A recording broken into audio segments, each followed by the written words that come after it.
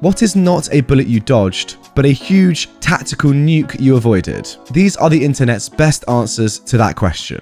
In uni, me and my two best friends were drinking, playing Mario Kart, and just having a good time. We were hungry and wanted food.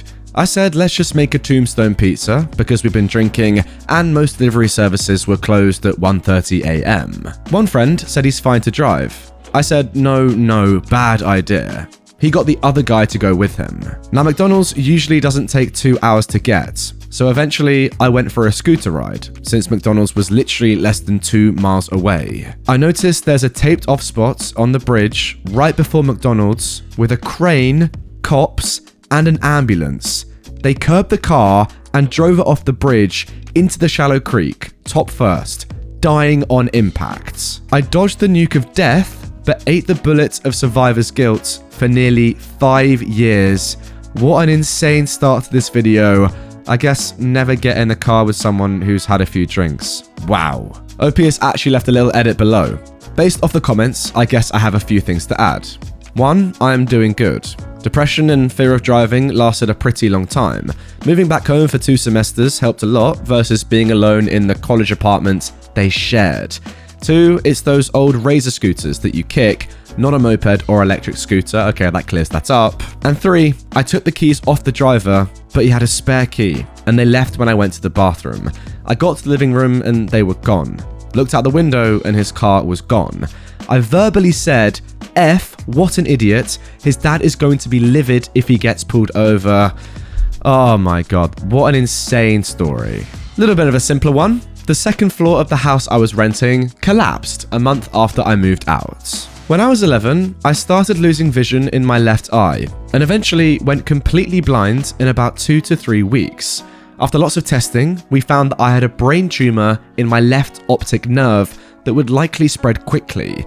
They gave me 1.5 years to live in the best case scenario with treatments. They got the eye surgically removed, started me on radiation and chemo, and luckily I responded well to it. The cancer's long gone, I'm now a Cyclops, and I'm happy to be disease-free. Amazing. I had just moved to Colorado by myself, and for whatever reason, my mum was encouraging me to get out of the apartment and go and see the new Batman movie. That was the night of the theatre shooting, and not only was that the theatre, but it was also the showing I was considering going to. I stayed up late playing League of Legends instead, and woke up to a lot of texts and missed calls. Probably not ideal for my family's blood pressure that I slept in pretty late that day too. Oh my god, I mean, just so lucky, fair enough. I had some chest pains one night, and woke up my wife to tell her. She got a little scared that it might be a heart attack, and we agreed that I should go to the ER. The nurses were pretty sure it was a false alarm, but would run an EKG as a common practice. In my head, I was hoping that the chest pain would come back, not to prove a heart attack, but so that we could find out just what it was. The EKG was done by one veteran nurse and a new nurse. I was watching over their shoulders. Something was flashing on the screen that made both nurses look at each other with disbelief. They ran it again, and one nurse went out to the station for help.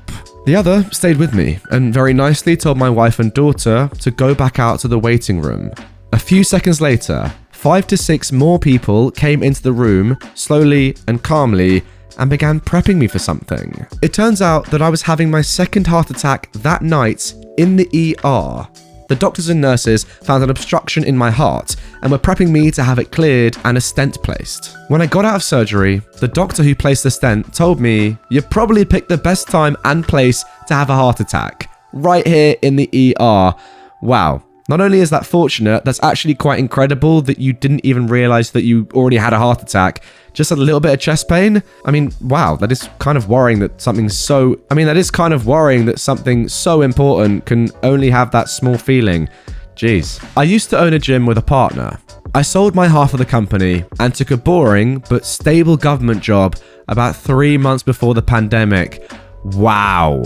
Now that is fortunate, because obviously you can never predict a worldwide pandemic that's going to shut down gyms for what, 2 years maximum in some places?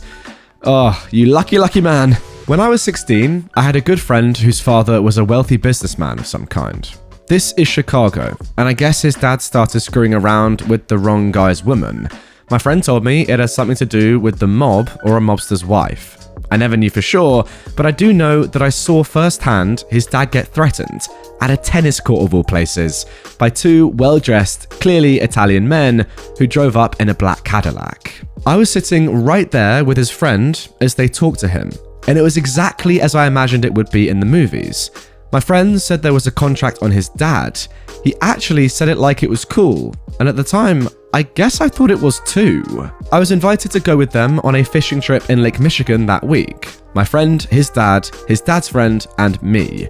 2 days before the fishing trip, something happened with a member of my family, and we had to go to Cincinnati for a few days. When I returned, I learned my friend's body was found floating in Lake Michigan. He was wearing a life vest. His father, his father's friend, and the boat were never found. Police questioned me about what I knew and who I'd seen talking to his dad, but I think I was lucky that I said I couldn't describe what they looked like and didn't get wildly specific. Either way, the coolest kid I knew, Chris, was dead, and they never found his dad, the dad's friend, or the boat.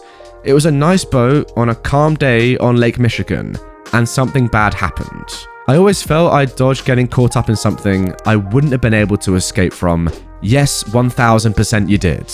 Back in college, my ex cheated and got pregnant. She blamed it on me, involved her family and all. I was willing to file a case in court with medical legal as needed. My ex got too pressured as I was talking to her dad about medical tests, etc. And out of nowhere, she admitted that I wasn't the father and it was some classmate she had a fling with. Oh my god, what a cow, first of all. And second of all, how close were you, OP, to having a child that you believed was yours and potentially staying with this woman for the rest of your life to look after a child that you thought was yours but actually wasn't? That is insane. That is so mad. On a road trip in college with 4 friends. We stopped halfway for a pit stop because I had explosive diarrhea and was getting more sick by the minute. My friends carried on to Vegas and left me with one of the guys who rented us a car to return home. The friends that carried on got into a rollover. 1 died, 2 will be injured for life, so not to be crude or anything, but your butthole literally saved your life. Mad. We went to Thailand in 2003 for Christmas. I spent a number of years there in the early 90s as a kid, and loved it so much that we were going to do it again the next year. Spend Christmas watching the sun come up on a beach at Phuket again. We had the tickets and everything, but because of some new fallout from an Enron-adjacent scandal, my dad wasn't allowed to leave the country. He wasn't implicated, but was in the C-suite of a credit card company, and all such people were under travel advisory. Anyway, the very hotel we were going to stay at got 100% wrecked by the tsunami, so I guess we got lucky. Yeah, you could say that. You really could. Now guys, this next one is absolutely insane. Back in roughly 2004, when I was only 20 years old, I was on a road trip with my friend and her dog from California to Washington. I was on I-5 North at around 1 a.m. using my cruise control to keep my speed at 75 miles an hour. The speed limit is 70. I'd gotten speeding tickets in that part of Northern California before. I was familiar with this drive because my boyfriend was in LA and I lived in Seattle, so I made that trip a few times a year for a few years. All that is to say, I'd learned my lesson and used cruise control to keep myself from speeding, never going more than 5 over the posted speed limits. So it's pitch black, early morning. My friend has her seat reclined all the way, taking a nap on the passenger side, her dog on her chest. I see what I assume to be lights from a cruiser come up behind me. The car slowly pulls alongside me and matches my speed exactly. I kept my eyes straight ahead, but I knew this person was staring at me. I wasn't panicking though, not like I had in the past when I'd encountered a cop on I-5, because I knew I wasn't really speeding. I kept glancing at the speedometer to assure myself I was good. I may have even slowed down a notch or two, to be certain. After what feels like an eternity of this cruiser just keeping pace with me, he finally slows down, swerves in behind me, and puts his lights on. As I'm slowing down and pulling off to the shoulder, I nudge my friend awake and tell her I'm getting pulled over. She asked if I was speeding. She knew my history, and I assured her I was not and had been using cruise control. I was really starting to shake by this point. Cops make most people nervous, but something just didn't feel right about this stop. I knew there was no reason to pull me over. Pitch black, middle of nowhere, hadn't seen a gas station or rest area for miles. The guy strolls up to the passenger side of my car as my friend is using the lever to get her seat upright again. When he finally gets to the passenger side window, he looks visibly surprised that I have a passenger. He begins to fumble over his words, claims that I was going 90 miles an hour. He was so dang flustered, he forgot to even ask my license. I actually asked him if he needed it. He trots back to his car, and my friend and I look at each other, like, what the heck? Her dog, by the way, was going absolutely ape during this entire interaction. I never saw that dog act like that before or after this happened. Now remember, I'd gotten a few tickets on that same stretch of road within that same year or two. I was very familiar with this process and knew how long it should take and what to expect. In my previous experience, most cops go back to their cruisers for a good 6 to 8 minutes. This guy came back after about 2 minutes, kind of tossed my license and registration into my friend's lap, like he was annoyed, and he yelled at me to slow down and told me he'd just give me a verbal warning for now. I thanked him despite how creepy it was, and while I was putting my license back in my wallet and registration back in my glove compartment, he fired up his cruiser and floored it back onto the highway. This is also not normal.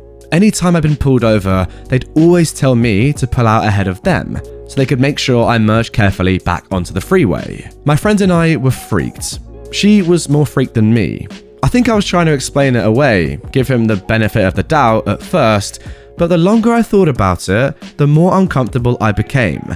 I couldn't shake that nasty feeling that something wasn't quite right. Fast forward many years later, I remember hearing about some cop that had been arrested. He'd been trolling I-5 North in Northern California. During that same time period, I'd been on road trips, stopping unsuspecting, young, single, female motorists and sexually assaulting them in his cruiser. His MO was to pull up alongside their cars, scan them to make sure they were single females, and pull them over in desolate areas at early morning hours. He ended up murdering one of these girls when she put up too much of a fight. Now, I can't remember his name, and I don't know what he looked like. It was too dark to see his face well, but my blood turned cold when I'd heard that. Definitely dodged a huge, nuclear, life-changing, possibly life-ending event thanks to my tired friend and her protective little dog. I mean, wow, that story, again, is just incredible. And there we go, guys. That is going to do it for the internet's best answers to that question. Please do get in the comments down below and write your own answers. Any massive tactical nukes that you've dodged, I want to hear about them. I really do. Because listen, like, don't get me wrong, we've all avoided bullets in our times, but tactical nukes, I for one haven't been there. Have you? Comment down below. With that all being said, guys, if you do want to see more from r/AskReddit straight away, check out this playlist of all my AskReddit videos. If you're new to the channel, hit this button to subscribe, and I'll see you tomorrow for a brand new video.